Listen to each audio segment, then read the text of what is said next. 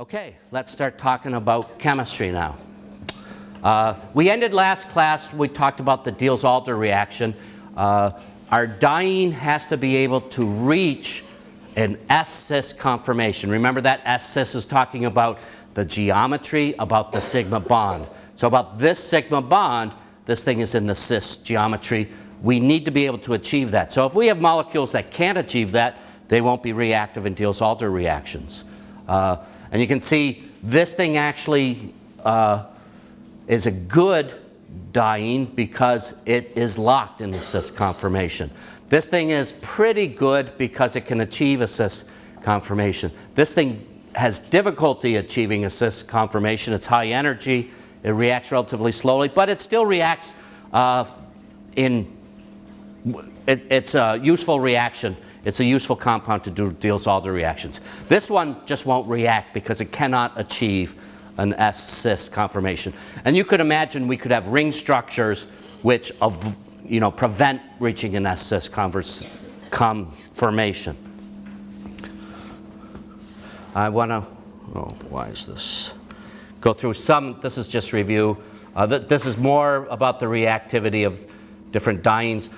Also, this idea of the energy levels of the orbitals is important. When we have electron-rich things, they will be the nucleophilic component, and electron, in other words, where we have high energy homos, they will be nucleophiles, and low energy lumos will be good electrophiles. Typically, we have electron donating groups on the diene and electron withdrawing groups on the dienophile. Okay, I don't want to get too much into this stuff.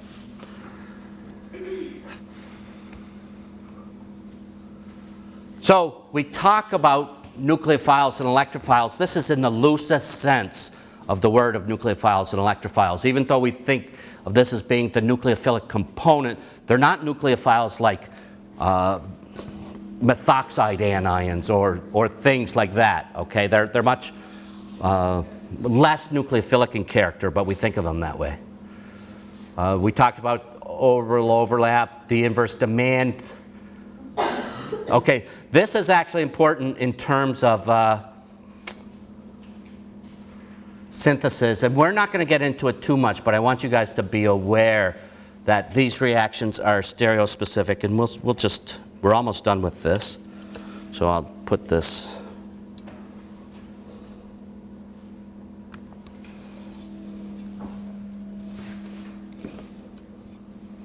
Okay, so we talk about our reaction as being a syn addition across the double bond. And syn addition just means that both components, both of these bonds are coming from the same side. We know what anti-addition is, would mean that one attacked one side of the alkene and one attacked the other. So it's a syn addition to the double bond. That has consequences in that if this geometry is cis, it will remain cis in the product. Okay. Also, these things on the diene component, if they're on the outside, they will be cis to each other. And if they're both on the inside, they will be cis to each other in the product. Okay, so that's the stereospecific part of the reaction. We also have some stereoselectivity indicated there, but I have a better picture of it coming up. So we have a possibility. The other thing that you're going to see is things like this, and we'll talk about this in a second. What does all this mean? So this looks like it's going to be, on paper it looks like it's a flat molecule, and we're indicating that these things are sticking behind. This is above, okay, so that we know that the geometry of these things is trans to each other. The geometry we would describe here is cis. Okay, so we can have two modes of addition, endo and exo.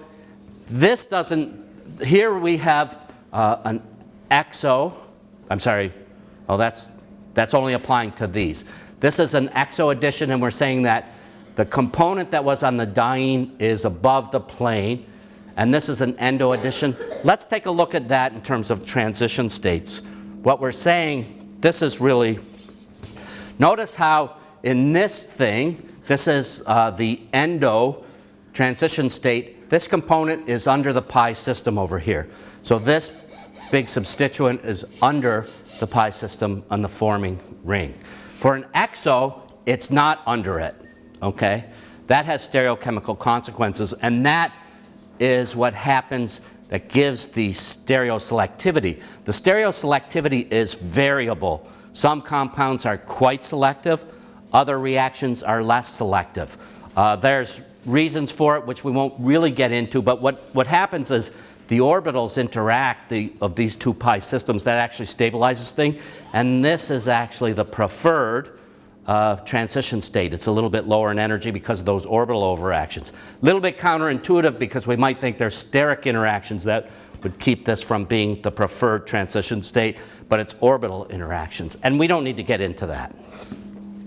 So remember I talked about this is a good approximation of the three-dimensional, well, it's not real good.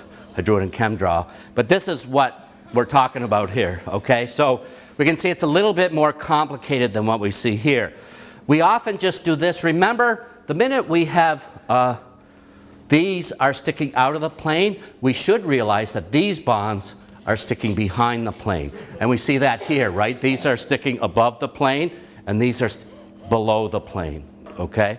So we need to be able to go from here and at least loosely imagine this. But we really need to, we need to be able to go from here to here. There's something called Grossman's rule, which I want you to take a look at, Google it. Grossman's rule is just an aid. When you're doing reactions, remember there's hydrogens that we don't indicate, right? There's hydrogens coming off of here. There's hydrogens coming off of here that we don't draw. Grossman's rule just says when you're doing some reactions, if you're having trouble, maybe draw explicitly those hydrogens in so that I won't forget that they're there. That's all that, it's really just an aid. Okay, and in today's quiz I'll tell you, feel free to use Grossman's rule, okay? So, by the way, these are just being equivalent. They're not actually alkynes. So be able to go from here to here. These are the same structures, it's just that I've explicitly put in those hydrogens because these are sticking below. If they're cis to each other, the hydrogens, these hydrogens also have to be cis to each other on the other side of the ring. Okay, so when we first start in organic chemistry, we often, we don't see those, so we kind of forget they're there, but we have to remember they're there. So I told you that these are stereospecific, but you can see it's quite variable, and when we get down here, it actually reverses the selectivity, although for a student's standpoint, it gets confusing what we're talking about when we talk about endo versus exo. We're usually talking about the system that has a pi system. So this being underneath would be our endo transition state. And again, I don't want you to worry about this. I'm just setting you up for those of you that take further chemistry. This reaction will be often studied for years to come. It's very powerful because we form two new carbon-carbon bonds. So synthetically, it's a very powerful reaction. This is just telling us now that these reactions are actually regioselective. So if we have components like this and we vary the R group, what we find is that we do get one of these isomers over the other. These are regioisomers. And this one is typically favored. There's theoretical reasons for that, which we won't get into. You'll see those when you take Dr. Lukeman's physical organic course. The same with this. We actually do get some favoritism of the para, and it depends on what the substituents are. But it's very powerful to have reactions that are selective, because we usually want to make, for medicinal purposes especially, we usually want to make one stereoisomer and not have the other ones around, because either they don't do things, or if you think about thalidomide, Google thalidomide, the wrong isomer actually had very serious side effects. So medicinally, if we have a compound that is racemic, we may want one enantiomer over the other, because one enantiomer may be biologically active and the other either isn't biologically active. Can I ask the cell phones be put away, please? Just it's pretty disruptive. Or if you really need to look at your cell phone through class, sit at the back, it's less disruptive.